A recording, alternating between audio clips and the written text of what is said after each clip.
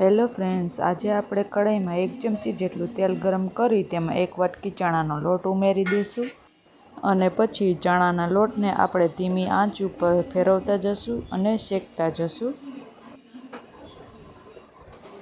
લોટનો colour થોડોક golden brown થઈ જાય એટલે આપણે તેને થાળીમાં કાઢી લેશું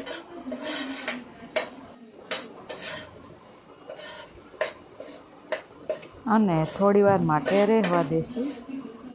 પછી એક મરચું લઈ તેની વચ્ચેથી છરીની મદદથી આ રીતે ભાગ કરી લેશું.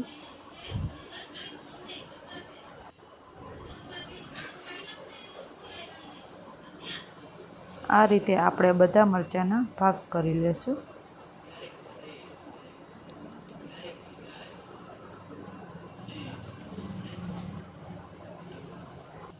પછી આપણે મસાલો તૈયાર કરીશું.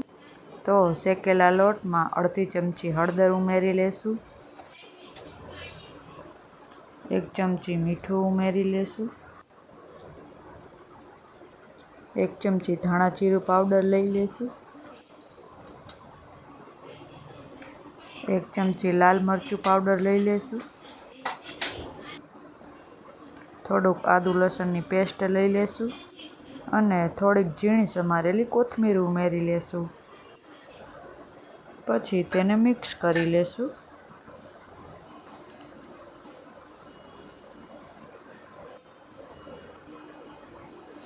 બધા મસાલા મિક્સ થઈ જાય પછી આપણે થોડું થોડું પાણી ઉમેરતા જશું અને મસાલો તૈયાર કરતા જશું.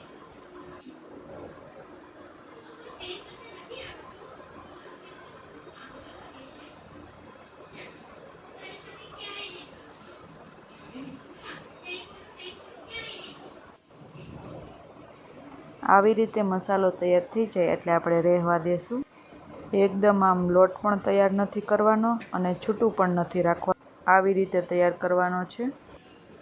પછી આપણે તૈયાર થયેલો મસાલો દરેક મરચાંમાં સારી રીતે ભરી લેશું.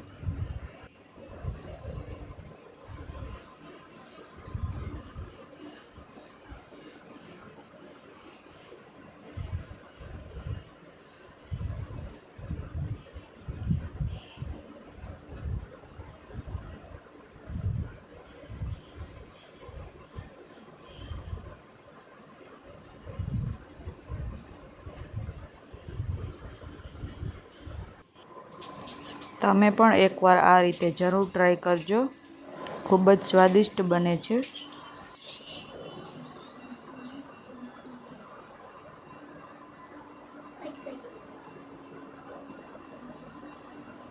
બધા મરચાંમાં મસાલો ભરાઈ ગયો છે. હવે આપણે કઢાઈમાં તેલ ગરમ થવા મૂકી દઈશું.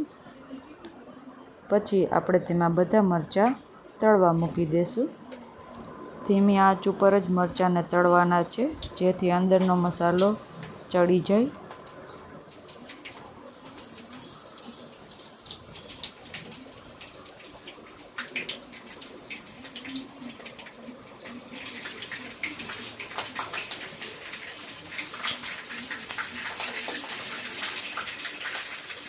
વચ્ચે વચ્ચે આપણે હળવા હાથે ફેરવતા જઈશું.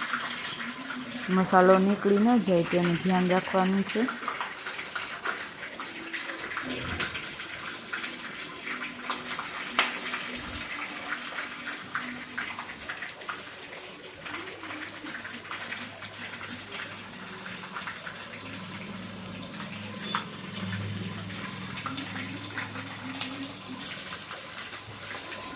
મરચાં નરમ થઈ જાય અને મસાલામાંથી સુગંધ આવવા લાગે એટલે આપણા મરચાં તૈયાર થઈ ગયા છે. હવે આપણે તેને કાઢી લેશું.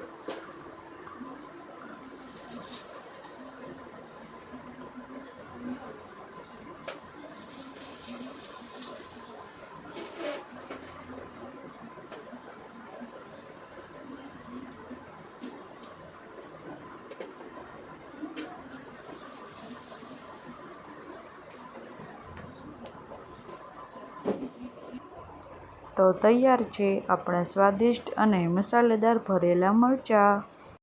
તેને ગરમા ગરમ રોટલી સાથે સર્વ કરો. જો તમને આ વિડીયો ગમ્યો હોય તો વિડીયોને લાઈક કરી દેજો, શેર કરી દેજો અને સબસ્ક્રાઈબ કરવાનું ભૂલતા નહીં. ફરી આપણે મળીશું એક નવી રેસીપી સાથે.